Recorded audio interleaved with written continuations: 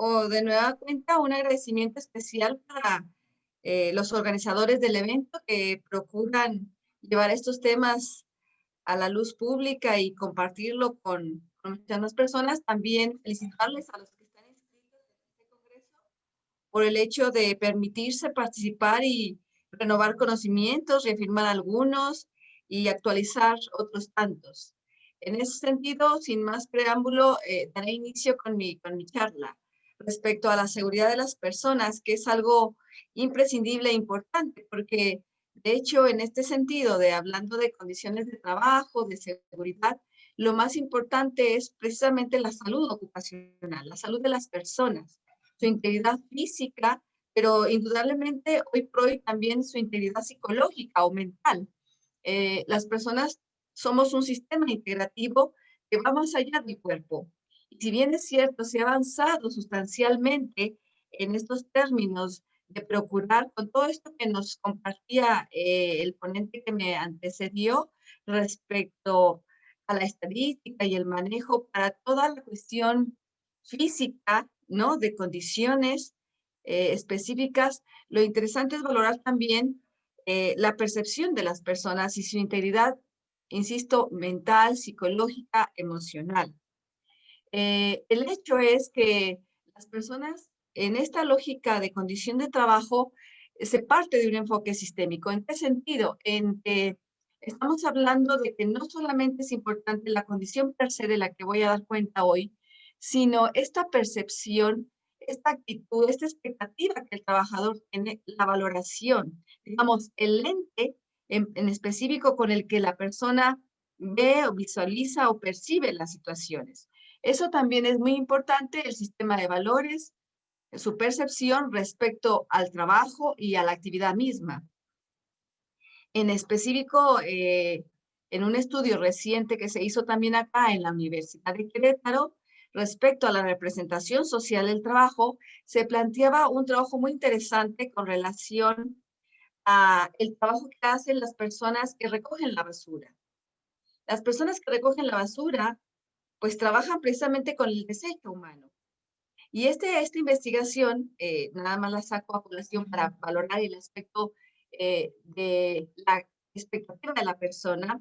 Las personas veían que más allá de trabajar con la basura, lo interesante y donde ponían su enfoque positivo, digamos, o el amor que le tenían a su trabajo, era porque además de ser una fuente de trabajo mismo, era una fuente, digamos, de regalos, en el sentido de que el trabajo, encontraban alguna joyita, algún ventilador descompuesto que luego ellos componían, alguna situación que les permitía encontrar algo más en el trabajo, ¿me explico?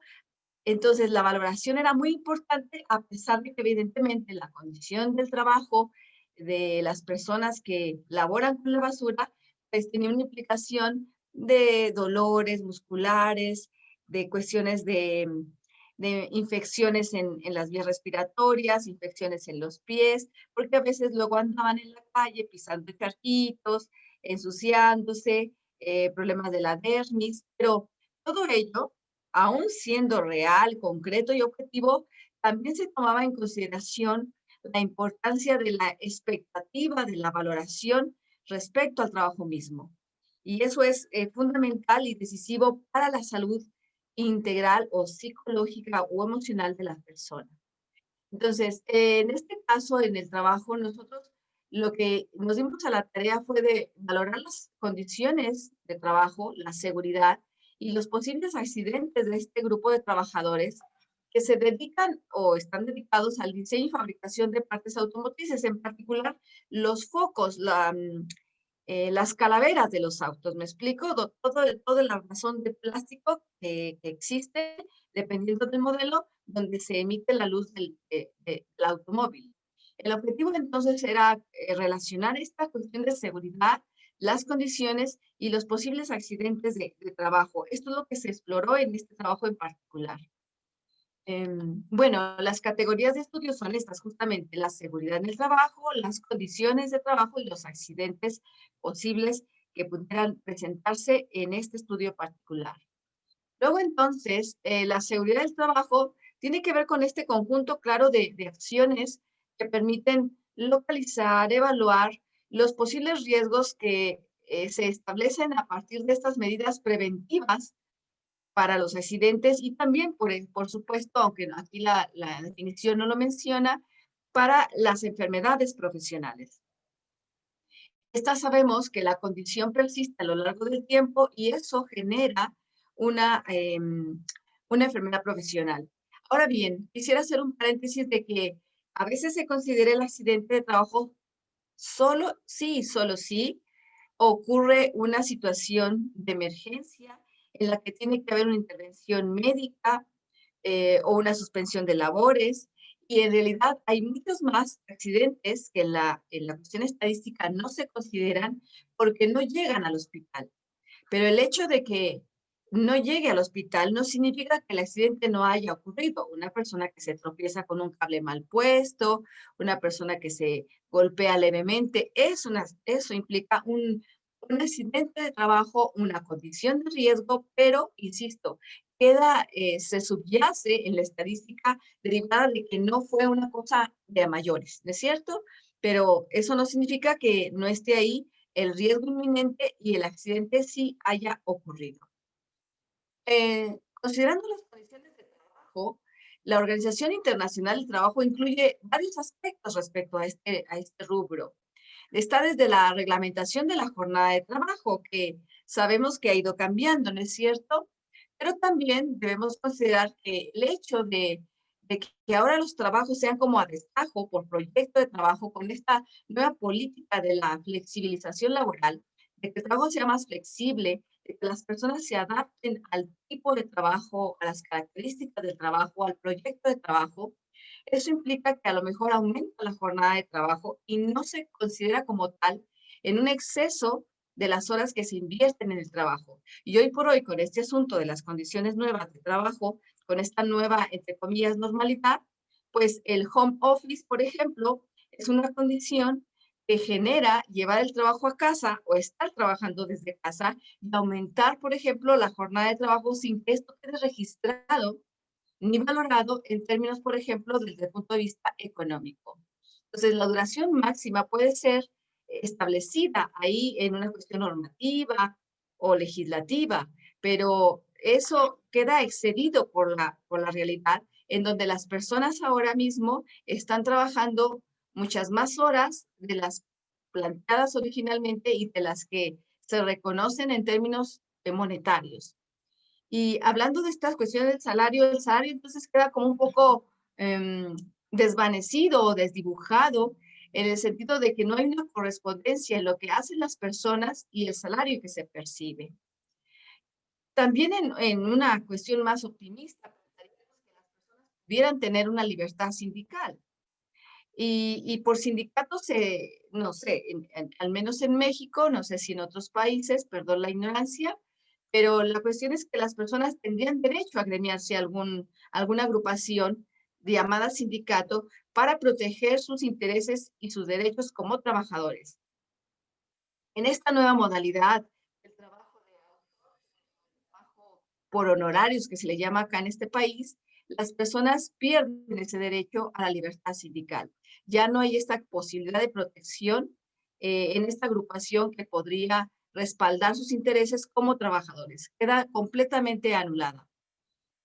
Hablando de la protección de los trabajadores, estamos hablando de esta situación en condiciones de trabajo para protegerlos de las enfermedades profesionales, pero también de las que no son profesionales, porque pareciera ser que el asunto es que uno adquiere enfermedades que aparentemente no son propias del trabajo y esa responsabilidad se le concede directa y exclusivamente al trabajador, cuando en realidad todo deriva del trabajo, porque la vida personal y de pareja gira en torno al trabajo. Entonces, aquí la idea sería, siendo un poco más integrativos y más justos, que se protegiera al trabajador no solo contra las enfermedades que aparentemente derivan directamente del trabajo, sino aquellas que también no se consideran como no profesionales.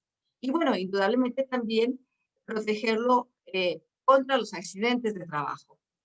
Y otra condición particular está también en las condiciones de trabajo, al menos la OIT sí lo reconoce, la situación de los emigrantes, porque cada vez más se sabe que hay personas que emigran, ¿no?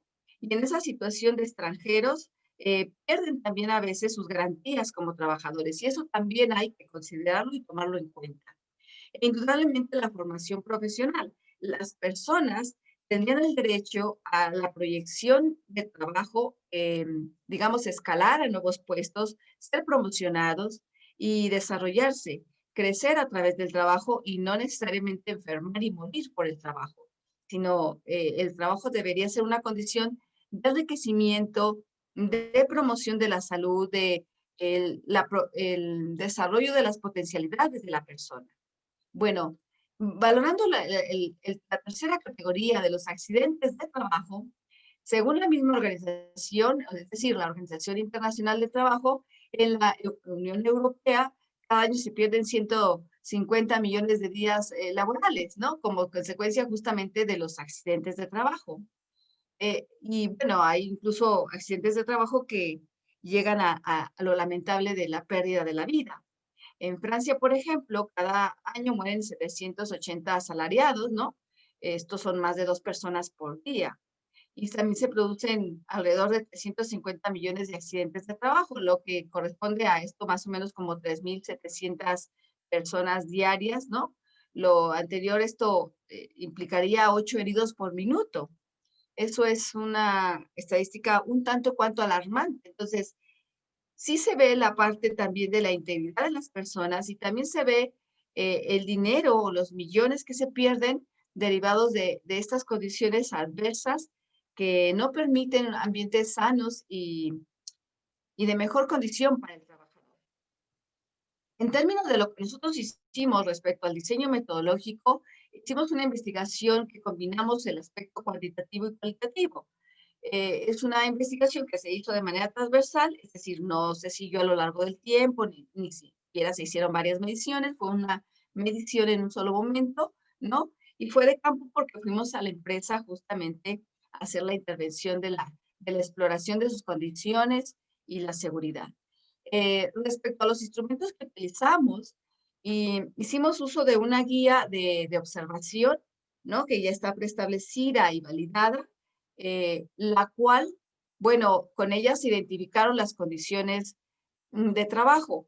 Luego también hicimos algunas entrevistas a profundidad basados justamente en estos pormenores o parámetros que marcaba la guía de observación y justo también nuestras categorías de análisis.